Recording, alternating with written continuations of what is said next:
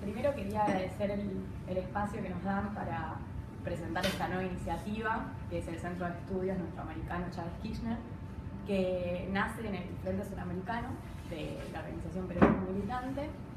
Y podría contarles muchas cosas del centro, pero creo que lo más importante, y para poder sintetizar todo lo que estuvimos hablando hoy y retomar lo último que vos dijiste, el Centro de Estudios se propone algo que Cristina dijo todo este último tiempo, que es generar un núcleo de formación en materia de política internacional, por sobre todas las cosas, para poder entender la información que nos venden. Porque, como todos sabemos, la información se comunica a través de medios, de los cuales la gran mayoría son propietarios, corporaciones, que nada tienen que ver con los intereses de los pueblos. Por ende, nosotros como profesionales y estudiantes, en su gran mayoría, la gran mayoría de los que estamos en el centro somos estudiantes de relaciones internacionales y de otras disciplinas que se conectan con la política internacional, directa o indirectamente, nos proponemos generar este medio como un canal en donde los pueblos tengan una manera de interactuar en la formación, en la creación del conocimiento y en la comunicación de la información que los medios nos transmiten. Lo que nosotros decimos, o nos gusta decir, es que el centro se propone generar el canal de la diplomacia de los pueblos. Nosotros como estudiantes de Relaciones Internacionales, mismo en la Universidad Nacional de Lanús, nos toca escuchar gente hablando de política internacional que tienen un carácter o una formación muy disciplinaria, muy academicista, ¿no? La mayoría de las veces importada. Eso quiere decir que solemos pensarnos como argentinos, como latinoamericanos y como seres humanos desde ideas que producieron otras personas en otras partes del mundo. Por ende, lo principal, creo, como estudiante y como militante, es encontrar medios para entendernos. Por eso también lo que siempre queremos transmitir a través del CENAC es una mirada latinoamericanista, porque entendemos que nuestro punto de partida, como bien decía la compañera, es generar un bloque de países latinoamericanos en donde ya no, me gustaría quizás ya ni hablar de países y que no se malinterprete, pero la realidad es que me gustaría hablar de la nación latinoamericana que no busca integrarse sino reunificarse. Porque si nosotros vamos a la historia, y perdón que me salga unos minutos del tema TPP, pero viene totalmente conectado, nosotros somos una nación que en algún momento de la historia se desintegró, o se desintegró básicamente por decisiones políticas que no eran convenientes a los pueblos latinoamericanos, sino a las élites que gobernaban esos pueblos y que estaban conectadas a las oligarquías, como nosotros le decimos, o a las élites extranjeras de los países centrales. ¿Cuál es el problema con el que nos enfrentamos hoy? Que la reunificación latinoamericana, como bien dijeron todos los compañeros, se da en un escenario internacional que es sumamente distinto, está sumamente complejizado, y en esta situación de complejidad me gustaría resaltar dos cosas que se conectan directamente con el TPP y con las posturas de los demás compañeros. Una me parece que es central y es poder entender que tanto los países centrales como el poder en sí se atomizaron. Esto quiere decir que el poder ya no es ni únicamente el poderío militar, ni únicamente el poderío económico, ni únicamente el poderío cultural. Con poderío cultural quiero decir esos países que tienen la capacidad, porque tienen los medios necesarios, para exportar cultura. Yo al principio les decía, nosotros solemos importar ideas. Bueno, eso es cultura. A través de ideología, a través de teoría de relaciones internacionales o a través de cómo nos entendemos como seres humanos. Digo, en algún momento de la historia no nos entendimos como individuos, sino como seres humanos que formaban parte de una comunidad.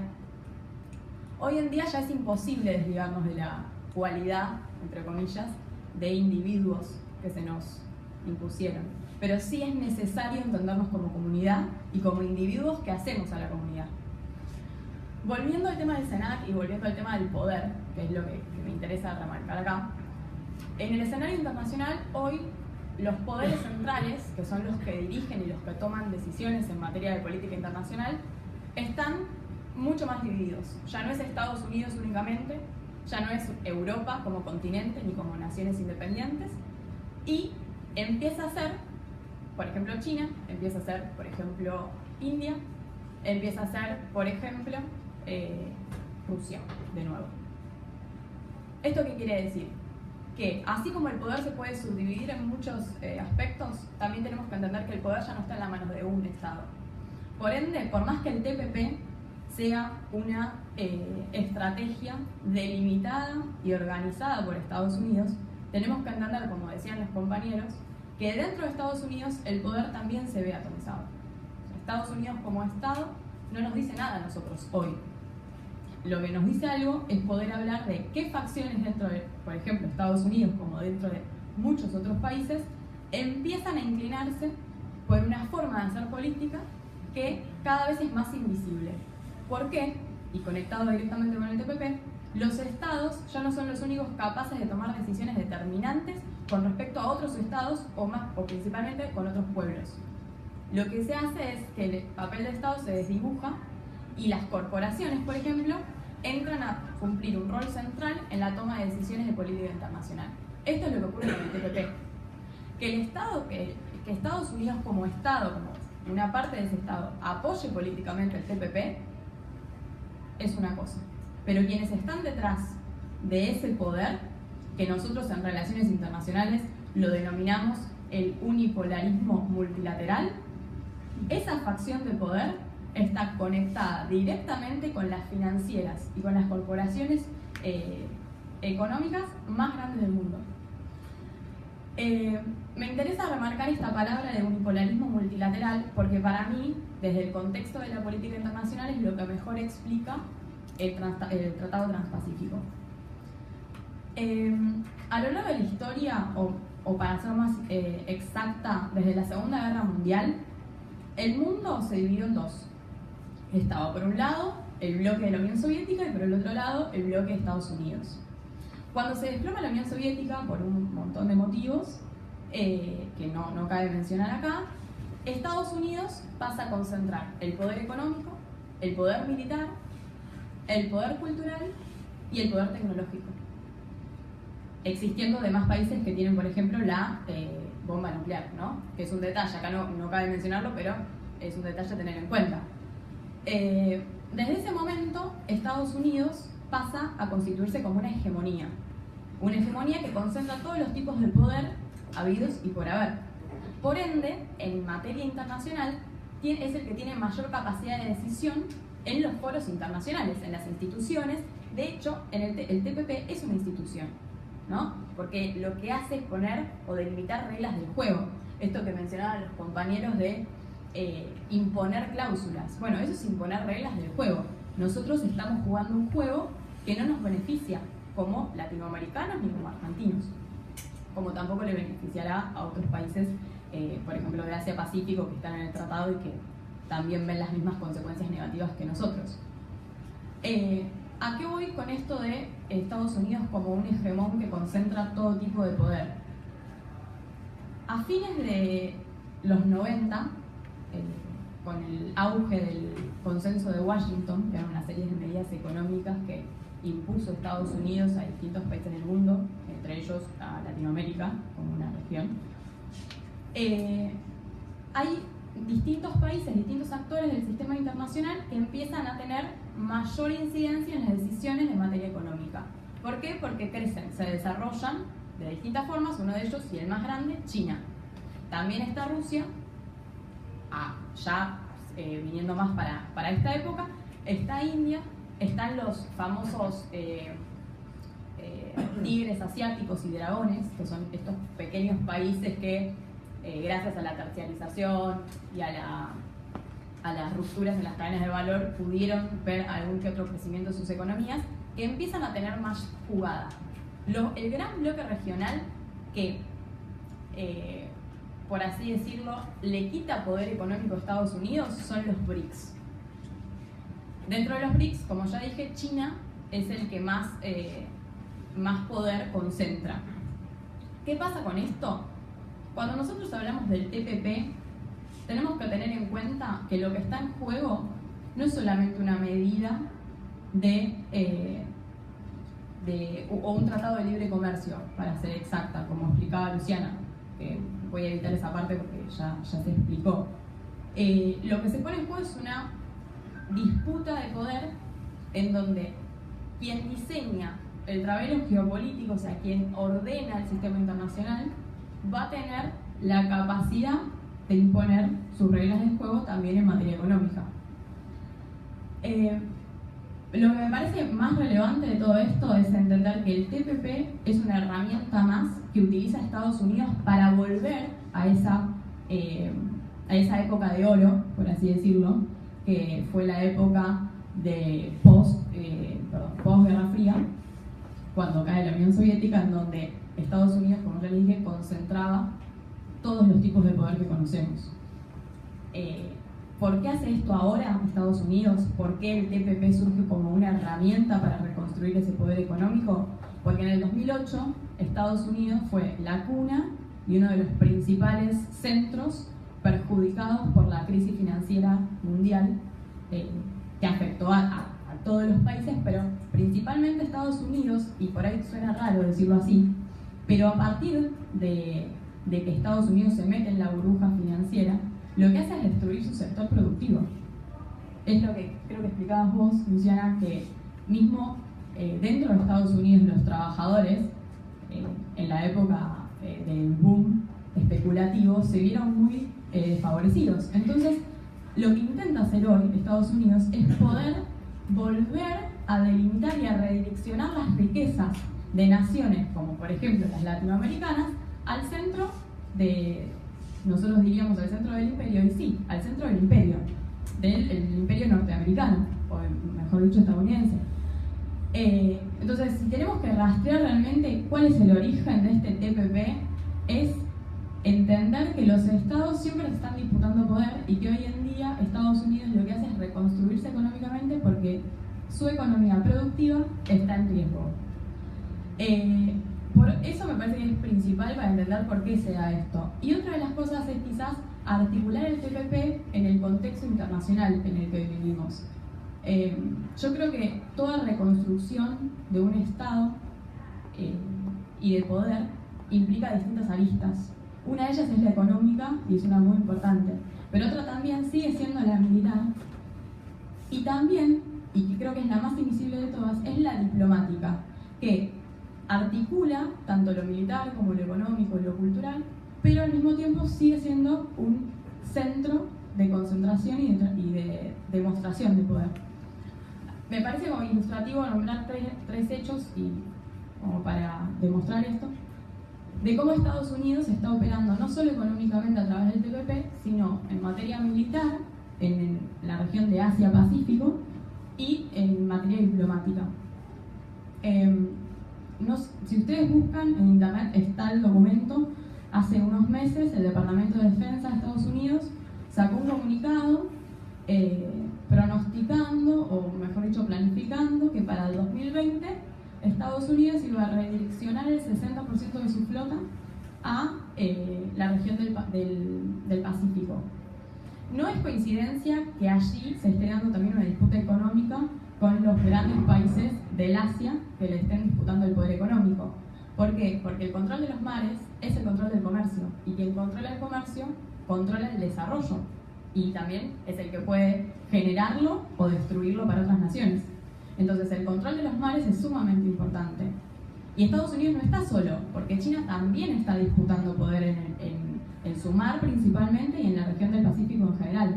Entonces ahí tenemos una demostración de cómo se articula el poderío militar con el poderío económico. Y por otro lado, las demostraciones diplomáticas quizás son las más invisibles, pero las más visibles cuando uno lee entre líneas, porque si uno se pone a leer los diarios, se encuentran muchos encuentros entre el mandatario tal y el mandatario tal, y esos entre líneas nos están diciendo cosas. No son definitivos, pero nos dicen cosas. Y uno de esos fue el encuentro que tuvo en febrero el presidente Obama con una serie de países sureste asiático. Podría nombrar, creo que Laos estaba entre ellos, pero no recuerdo los nombres exactos, se puede googlear, en un encuentro tradicional estadounidense que se llama Sunny Islands Summit.